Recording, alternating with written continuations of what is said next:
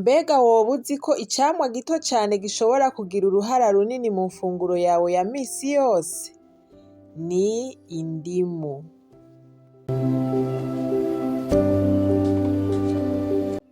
Abantu benshi bayibona nk'icamwa gisanzwe.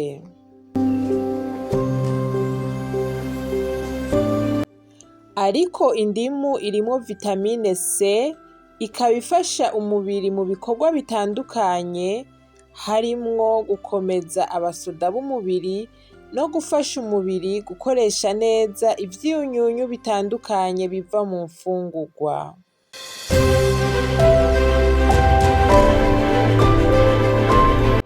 Ariko reka nkwibutse ikintu kimwe.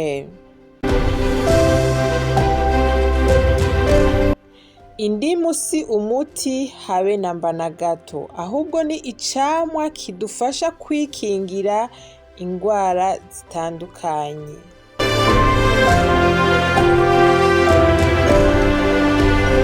Nshuti yanje, ubuzima bwiza ntibutangurira kwa muganga gusa.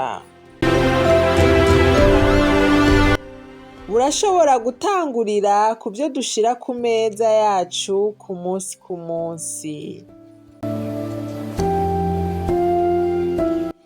Rimwe na rimwe turondera ibintu bizimvye vy'agaciro mu kwiyitaho.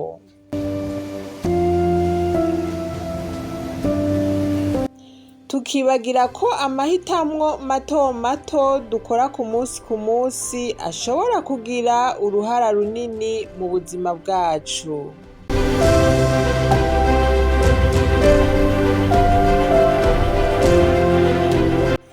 Indimu rero ni kimwe mu vyamwa ushobora kwongera ku mfungurwa zawe za misi yose.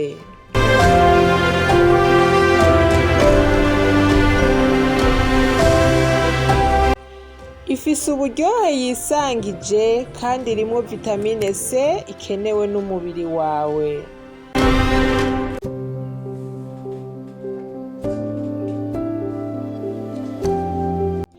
Ushobora kuyikoresha kuri salade canke ukayongerako ku mfungurwa ugira wihereze.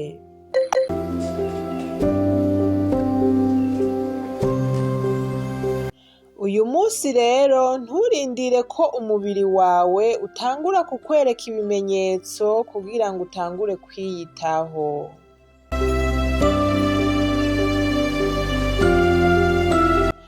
Ahubwo tangura n'utuntu duto duto.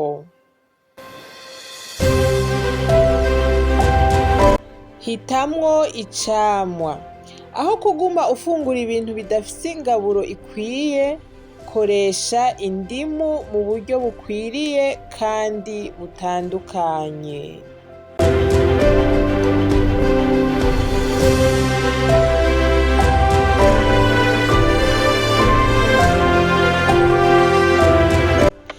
Wibuke ko ubuzima bwiza si ikintu umuntu yubaka umunsi umwe gusa, ahubwo n'ingeso nziza usubiramwo uko bukeye n'uko bwije.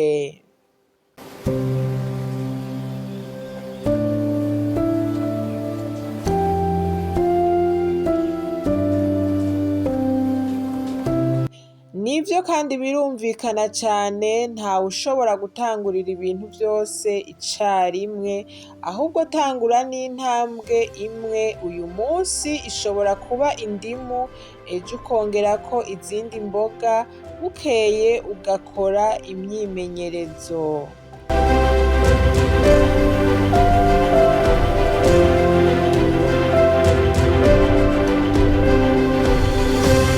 Buhoro buhoro amahitamwo meza mato mato ashobora kuguhindurira ubuzima ukagira ubuzima bushasha.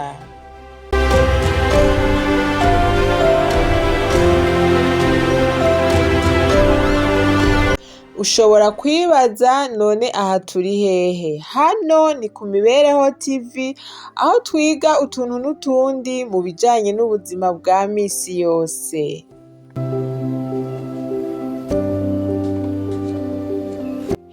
Mu gihe woba wipfuza kudushigikira hano ku Mibereho TV turaguhaye ikaze, fyonda aho hepfo handitse ijambo sabone canke subscribe, uraza kubona n'agakengeri kari hirya nako uragafyondako, ako kazogufasha kubona notification mu gihe cose tuzoba dusohoye video nshasha hano ku Mibereho TV.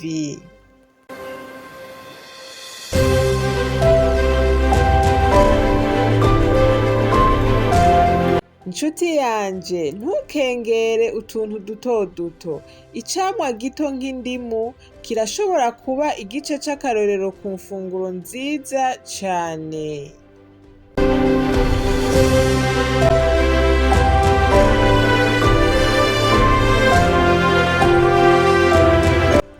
Ariko ikiruta vyose ni uko wiga gukunda umubiri wawe no kuwitaho imisi yose.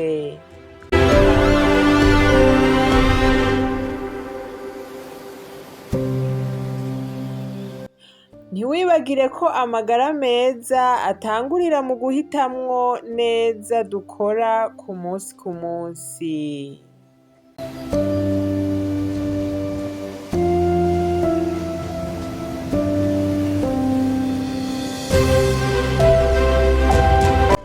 None wewe ni kangahe ukoresha indimu mu mfungurwa zawe?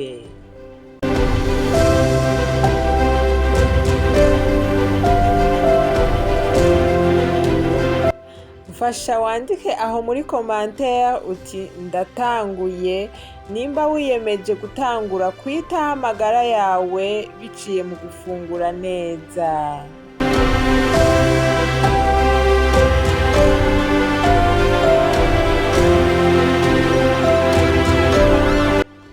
Nuko witeho amagara yawe uyu munsi kuko ni inkingi y'ejo hawe.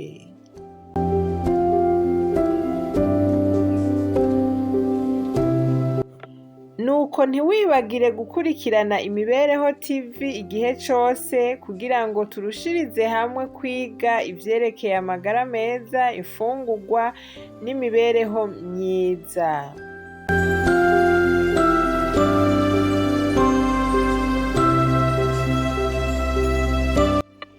Reka mfate kano kanya nshimire uwo wese yafashe umwanya wo gukurikirana kino kiganiro. Ndabashimiye cane, Imana ibahezagire cane, naho mu kiganiro kizokurikira mubandanye mukurikirana ibiganiro bitandukanye ducisha hano ku Mibereho TV. Naho ubutaha, bye bye.